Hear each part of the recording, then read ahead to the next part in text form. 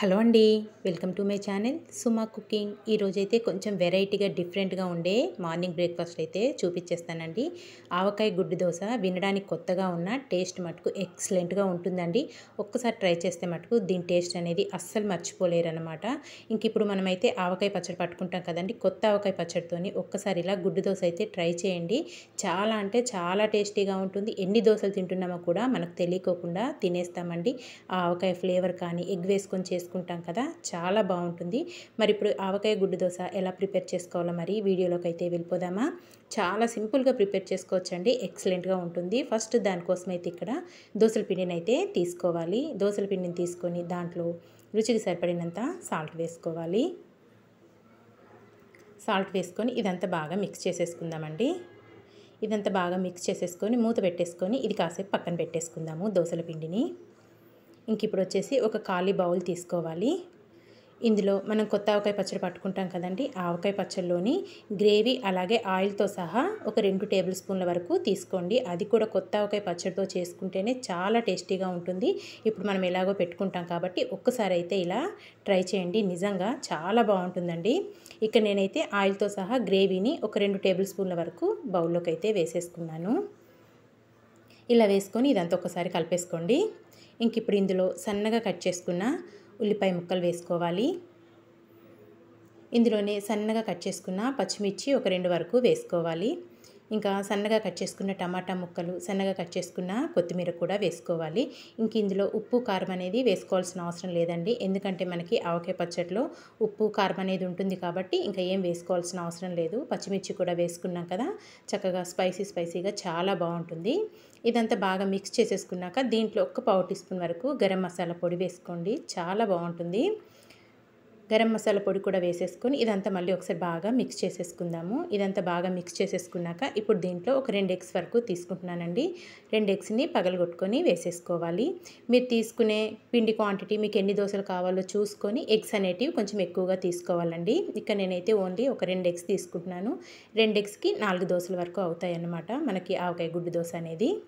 Eggs కూడా వేసేసుకొని ఇదంతా చక్కగా బాగా కలుపుకోవాలి. చక్కగా అంతా కలిసే విధంగా మనం ఆవకాయ పచ్చడి వేసుకున్నాం కదండి, అదంతా చక్కగా బాగా మిక్స్ అయ్యే విధంగా బాగా కలుపుకొని ఇది కూడా ఇప్పుడు పక్కన పెట్టేసుకుందాము. తర్వాత స్టవ్ పైన అయితే ఒక పెనం పెట్టేసుకుందాము.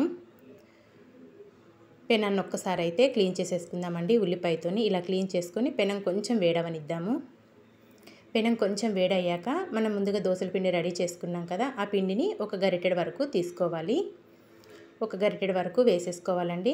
వేసుకొని చక్కగా మనకి ఎంత వీలైతే అంత పల్చగా వచ్చే విధంగా స్ప్రెడ్ చేసేసుకోవాలి. దోశ అనేది చక్కగా పల్చగా రావాలి. మనకి పైన ఆమ్లెట్ కూడా వస్తుంది కాబట్టి మందంగా అయిపోతుంది. అందుకోసమని దోశ అనేది చక్కగా పల్చగా వేసుకోవాలి. ఇలా వేసుకున్నాక ఆయిల్ వేసుకోవాలండి. చక్కగా దోశ చుట్టూ ఆయిల్ అనేది వేసేసుకోవాలి. నిజంగా మీరు ఎప్పుడు ట్రై చేసి ఉంటారు ఇలా ఆవకాయ గుడ్డు దోశ అనేది, అది కూడా కొత్త ఆవకాయ పచ్చడితోని చాలా అంటే చాలా టేస్టీగా ఉంటుంది. ఆ ఫ్లేవర్ కానీ అసలు నిజంగా చెప్పలేనండి, అంత రుచిగా ఉంటుందన్నమాట. ఇంకా ఆయిల్ కూడా వేసేసుకున్నాక మనం కలిపి పెట్టుకున్న ఎగ్ మిశ్రమాన్ని ఒక 4 స్పూన్ల వరకు వేసేసుకోవాలి దోశ పైన. ఇలా వేసేసుకొని చక్కగా దోశ అంతా స్ప్రెడ్ చేసేసుకోవాలండి. ఎక్కువ టైం కూడా పట్టదు మనకు. చక్కగా ఏదైనా కొత్తగా వెరైటీగా తినాలంటే కనుక ఒక్కసారి ఇలా ట్రై చేయండి. దోశ మీద చక్కగా ఎగ్ బ్యాటర్ అంతా మనం స్ప్రెడ్ చేసేసుకున్నాం కదా, తర్వాత మూత పెట్టుకొని కాల్చుకోవాలి. ఒక పక్క అయితే దోశ అనేది చక్కగా కాలింది. ఇప్పుడు రిటర్న్ చేసేసుకుందాము. ఇంకో పక్క కూడా చక్కగా కాల్చుకోవాలి దోశ అనేది.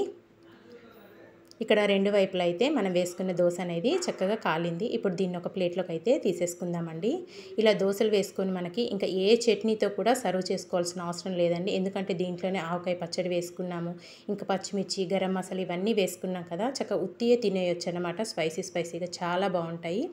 ఇంకా మిగతా పిండితో కూడా ఇలాగే దోశ వేసేసుకొని పైనుంచి కొద్దిగా ఆయిల్ వేసుకొని మనం ప్రిపేర్ చేసి పెట్టుకున్న ఎగ్ మిశ్రమాన్ని వేసేసుకొని చక్కగా దోశ అంతా స్ప్రెడ్ చేసేసుకొని దీన్ని కూడా చక్కగా 2 వైపులా కాల్చుకోవాలండి దోశ అనేది. ఇక్కడ ఈ దోశ కూడా చక్కగా ఒక పక్క అయితే కాలింది. దీన్ని ఇప్పుడు రిటర్న్ చేసేసుకుందాము.